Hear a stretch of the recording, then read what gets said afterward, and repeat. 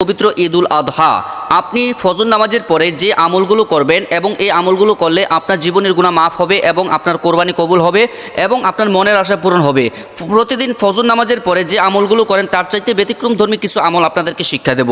ফজর নামাজের পরে আপনি এই আমলগুলো করবেন এবং আমলগুলো করার সময় আপনি অবশ্যই ফজর নামাজ শেষ করে যায় নামাজে বসেই আমলগুলো করবেন, ঠিক আমি যেভাবে বসে আছি। আপনি সর্বপ্রথম সুবহানাল্লাহ 33 বার, আলহামদুলিল্লাহ 33 বার, আল্লাহু আকবার 34 বার পাঠ করবেন। পাঠ করার পরে আপনি এই আমলগুলো করা শুরু করে দিবেন।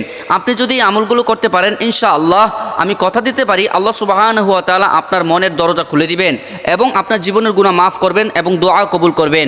আল্লাহর কাছে যা চাইবেন আল্লাহ পাক তাই কবুল করে নেবেন। প্রিয় দিনী মা ও বোনেরা, চলুন ভিডিওটি লম্বা না করে আমরা আমাদের মূল ভিডিওতে প্রবেশ করছি। দর্শক, আপনি যদি আমাদের চ্যানেল নতুন দর্শক হয়ে থাকেন অবশ্যই চ্যানেলটিকে সাবস্ক্রাইব করে দিবেন এবং পাশে থাকা বেল আইকনটি বাজিয়ে দিবেন। প্রিয় দিনী মা ও বোনেরা, আপনি প্রতিদিন ফজর নামাজের পরে যে আমলগুলো করেন তার চাইতে ব্যতিক্রমধর্মী একটু আমল করবেন।